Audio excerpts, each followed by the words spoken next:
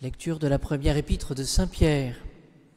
Frères bien-aimés, j'exhorte les anciens qui sont parmi vous, moi ancien comme eux, et témoin des souffrances du Christ, et qui doit participer aussi à la gloire qui se manifestera.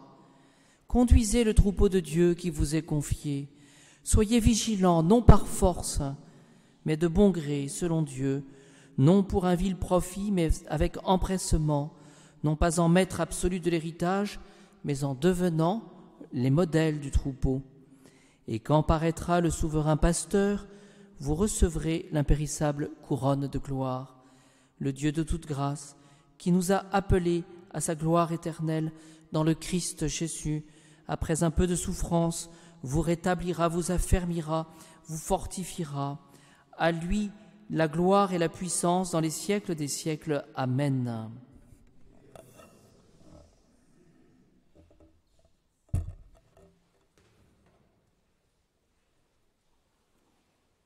Dominus vobiscum, sequentia Sancti Evangelii secundo Matteum.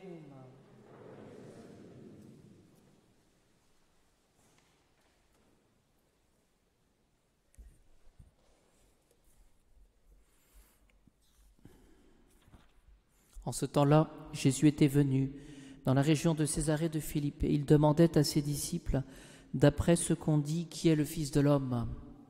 Ils répondirent, pour les uns, c'est Jean-Baptiste, pour les autres, Élie, pour d'autres encore, Jérémie ou l'un des prophètes. Jésus leur dit, mais d'après vous, qui suis-je ? Prenant la parole, Simon-Pierre dit, tu es le Messie, le Fils du Dieu vivant. Prenant la parole à son tour, Jésus lui dit, heureux es-tu, Simon, fils de Jean, car ce n'est pas la chair et le sang qui t'ont révélé cela, mais mon Père qui est dans les cieux. Et moi, je te dis, tu es Pierre, et sur cette pierre, je bâtirai mon Église, et les puissances des enfers ne l'emporteront pas sur elle. Je te donnerai les clés du royaume des cieux. Tout ce que tu auras lié sur la terre sera lié dans les cieux, et tout ce que tu auras délié sur la terre sera délié dans les cieux.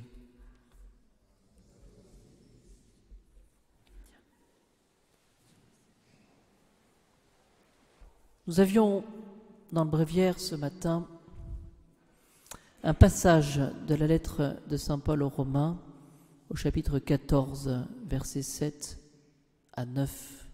Romains 14, 7 à 9, où finalement il est question d'un parallèle entre le Christ Jésus et nous autres qui essayons finalement d'être des disciples de Jésus. Et nous trouvons aussi une correspondance dans la lettre de Saint Pierre ce soir, le Dieu de toute grâce qui nous a appelés à sa gloire éternelle dans le Christ Jésus, après un peu de souffrance, vous rétablira, vous affermira et vous fortifiera. C'est-à-dire qu'il s'agit d'entrer dans le plan de Dieu pour suivre le Christ Jésus et participer à sa gloire. Alors Et puis nous trouvons dans l'Évangile ces paroles de Jésus, « Heureux es-tu, Simon, fils de Jean, car ce n'est pas la chair et le sang qui t'ont révélé cela, mais mon Père qui est dans les cieux. » Vous voyez, notre vocation, et c'est ce qu'il faut retenir, c'est que notre vocation finalement est de ressembler au Christ Jésus, c'est-à-dire de recevoir cette grâce, de la correspondance, de pouvoir imiter Jésus. Alors quel est ce passage ? Aucun d'entre nous, dit saint Paul, ne vit pour soi-même, et aucun ne meurt pour soi-même. Aucun d'entre nous ne vit pour soi-même, et aucun ne meurt pour soi-même. Parce que, vous allez voir la suite, si nous vivons pour le Seigneur. Si nous mourons pour le Seigneur. Dans notre vie, comme dans notre mort, nous appartenons au Seigneur. Voyez ? Essayons d'entrer dans ce mystère de cette configuration, voilà, cherchez le mot tout à l'heure, de cette configuration au Christ. Car, poursuit saint Paul, si le Christ a connu la mort puis la vie, c'est pour devenir le Seigneur et des morts et des vivants. Alors, c'est une source de consolation pour nous, parce que finalement, si le Christ a souffert, eh bien nous pouvons, nous aussi, offrir nos souffrances avec Jésus.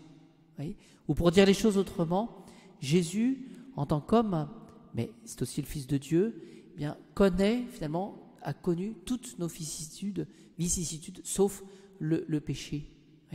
Il n'y a pas de situation qu'il n'ait pas connue, et dans laquelle il ne pourrait pas nous accompagner.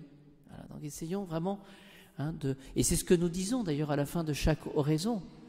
Per Dominum nostrum Iesum Christum filium tuum, par le Christ Jésus notre Seigneur. C'est là où nous comprenons vraiment que le Christ Jésus est médiateur. Si nous vivons pour le Seigneur. Si nous mourrons pour le Seigneur. Et la tâche, l'accroche que saint Paul nous donne pour bien comprendre les choses, aucun d'entre nous ne vit pour soi-même et aucun ne meurt pour soi-même.